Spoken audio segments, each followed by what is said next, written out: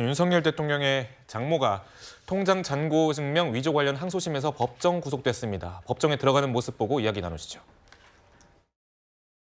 위조된 잔고 증명서가 실제로 법원에 소송 증거로 제출되는지 모르셨나요? 대촌동 차명으로 산 혐의 인정하십니까? 법원에 잔고 증명서 제출할 때 사실 확인서 쓰지 않으셨나요? 설명하셨나요? 안 하셨나요? 네, 재판부는 죄질이 나쁘고 재범 우려가 있다고 설명했는데 서정욱 변호사님 어떻게 좀 보셨는지요? 저는 이제 기본적으로 판결을 존중하긴 해야 되지만 그렇게 논리적으로 도저히 좀 납득이 안 돼요. 왜 그러냐면 이게 잔고 증명을 가지고요. 어떤 게 사람에게 사기를 범행을 해서 이익을 취한 이런 죄가 아닙니다. 이 잔고 증명은 안모 씨가 캠코에 잔고 증명 돈 있다는 걸 좀 보여주면 앞으로 이게 좋은 물건들을 소개시켜 주겠다. 이래서 이게 보여주기 위해서 만든 거에 불과하지. 이걸 가지고 누구한테 구체적 행사해서 피해를 줘서 10원 하나 최은순 씨가 취한 이익이 없어요. 이 말은 윤석열 대통령이 대선 중에 10원 하나 장모님이 취한 이익이 없다. 이게 맞는 말이죠. 잔고증명이라는 게. 따라서는 어떤 분에게 자꾸 사기죄가 있다는 판결문을 보세요. 사기죄가 어디 있습니까? 그냥 사무소 위조 행사하고 부동산 실명법 두 개로 이게 처벌된 거예요. 사기죄가 있으면 사기가 300몇십억이면 징역 20년이 나와야지 왜 1년이 나옵니까? 이건 말도 안 되는 사기 주장은요. 판결문을 안 본 거고. 두 번째 하나 더 말씀드리면 이게 재범의 염려가 있고 도주 우려가 있기 때문에 구속을 한 거예요. 그런데 대통령의 장모가 임기 4년 남았는데 그것도 형량도 20, 30년도 아니고 1년 때문에 도망을 간다? 도저히 어디로 도망갑니까? 대통령의 장모가 영부인의 모친이 1년 형량 때문에 도망을 간다? 이게 납득이 되는 판결입니까? 그다음에 재범 어떻게 지금 재판 중에 있는데 또 그러면 잔고증명해서 재범한다? 이것도 저는 말이 안 된다. 우리 옛날에 한명숙 총리나 대법원까지 충분히 다툴 기회를 주고 그때 기각되면 그때 구속해야 되잖아요. 왜 다툴 수 있는 기회를 하급심이 뺐습니까? 대법원까지 저는 지켜봤어야 된다. 이런 이제 생각이 듭니다.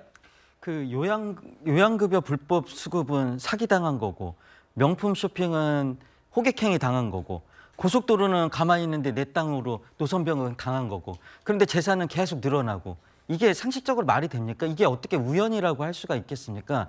그리고 사기죄는 아니라고 말씀하셨는데 맞죠. 판결문상은 그렇습니다. 근데 그 통장에다가 347억이라는 돈이 있다고 거짓말한 겁니다. 보통 이런 사문서 위조를 할 때는 사기죄하고 연관성이 아주 높기 때문에 검찰이 이거를 막수수색 열심히 해가지고 사기죄로도 수사하고 기소를 해야 되는데 검찰이 그 부분 누락하고 사기죄는 기소하지 않았습니다. 그래서 그 부분에 대해 의심을 갖고 있는 거라고 말씀드리고 싶어요. 네, 최 씨는 억울하다고 항변하다가 쓰러지기까지 했다고 하는데요. 민주당에서는 윤 대통령을 향해 입장을 내놓으라고 압박을 하고 있습니다.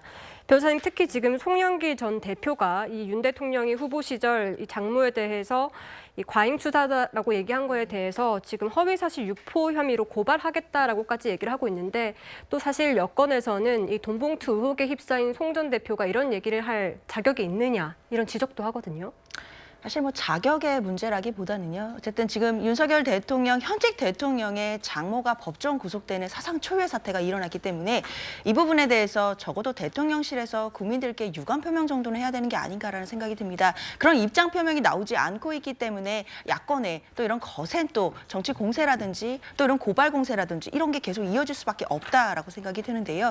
대통령께서 그 후보 시절에 분명히 장모와 관련된 의혹에 대해서는 문제가 없다는 취지로 말씀 주셨거든요. 그러나 결국 결론적으로는 법정에서 구속이 되고 1년형을 받았습니다.